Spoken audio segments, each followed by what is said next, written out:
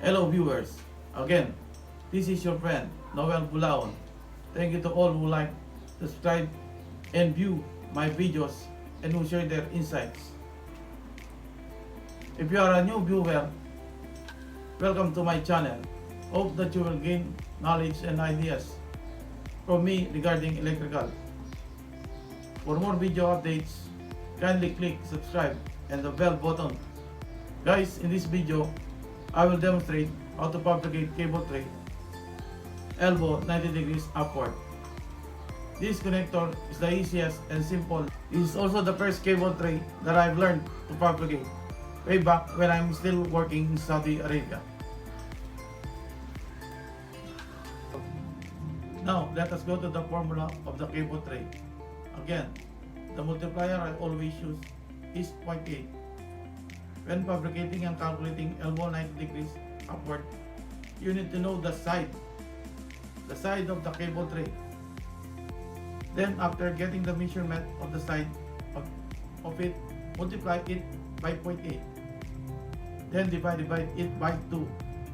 The quotient is the actual measurement to be cut both sides.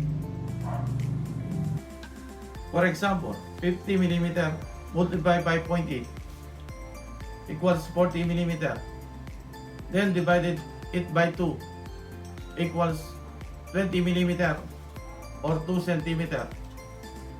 Before fabricating the elbow 90 degrees upward, we need to check what is the size of the wire or cable we are going to lay out. If it is small, we can use short elbow 90 degrees upward. If it is big size, we can use long elbow. This connector was designed to use in riser.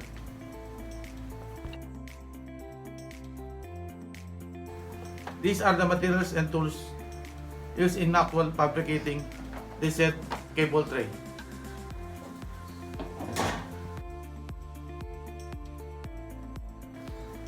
Guys, this is the proper laying out of 90 degrees elbows upward.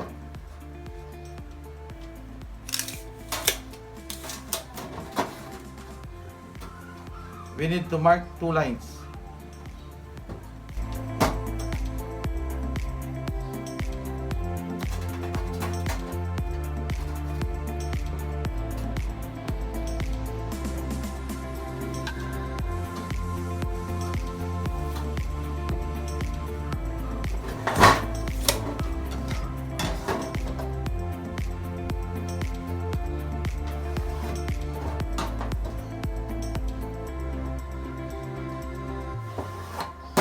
Then extend it to the side of the cable tray.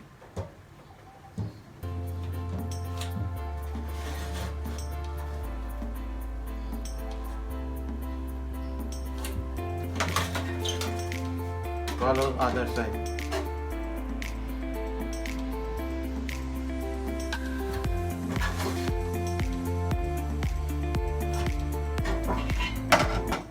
Then measure 2 cm both sides of the line.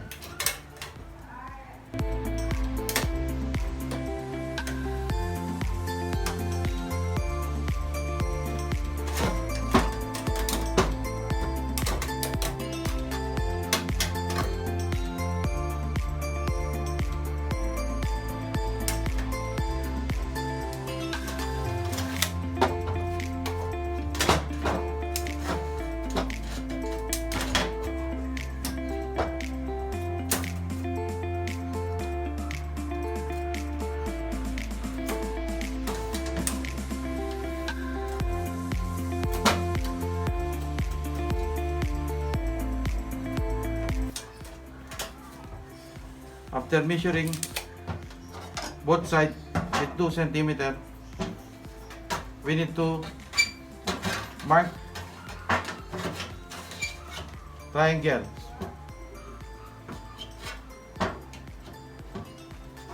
From 2 cm connected to the center line.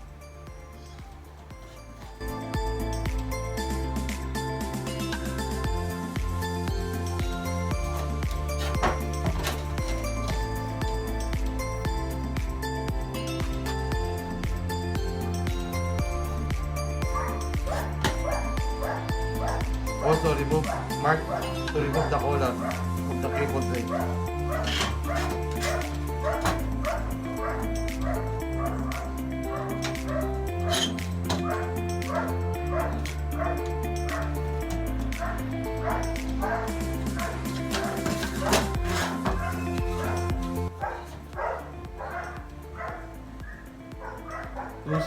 Two centimeter connected to the center line.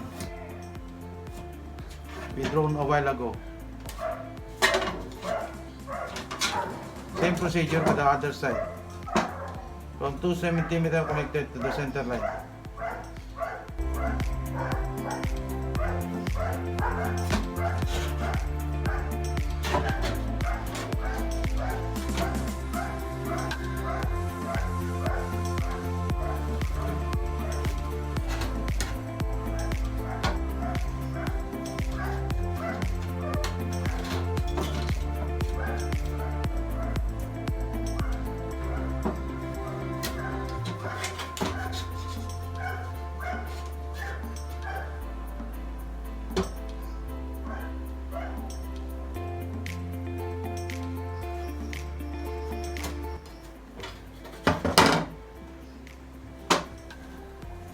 Then I put mark X where to be cut the cable tray.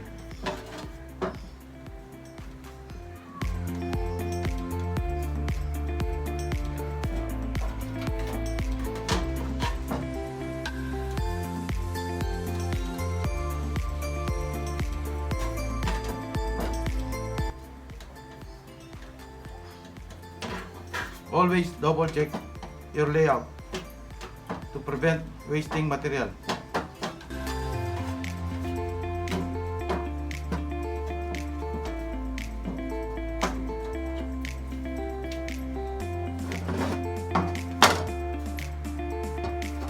Now guys, we are going to cut the cable tray by using grinder. Guys, this is actual cutting using grinder.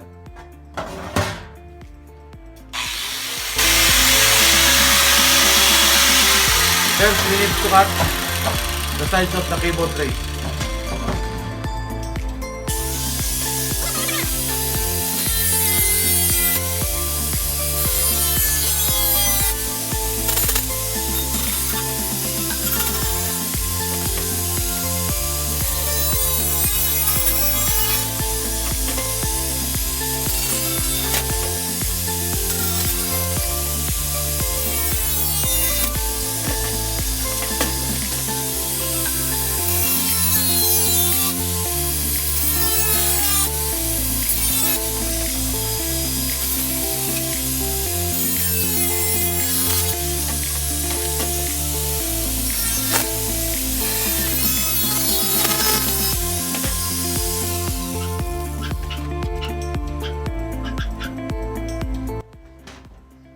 After cutting the cable tray, we need to clean by using file.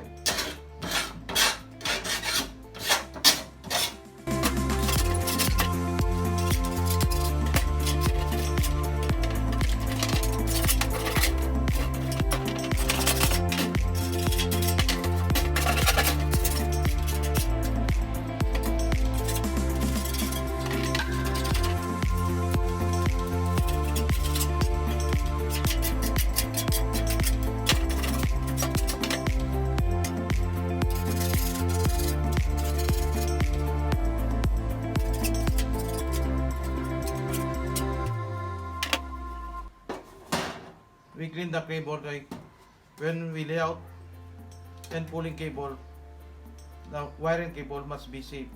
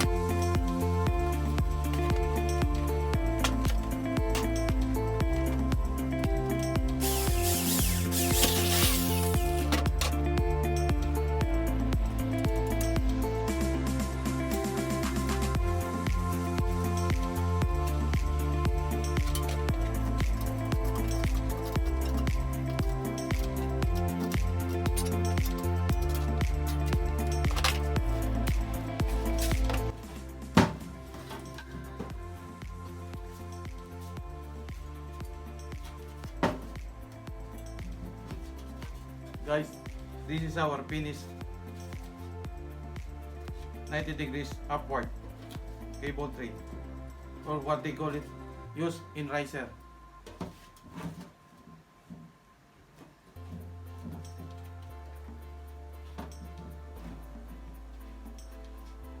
Cable from downward go to the panel. Guys, this is our 90 degrees upward cable tray connector. Thank you for watching.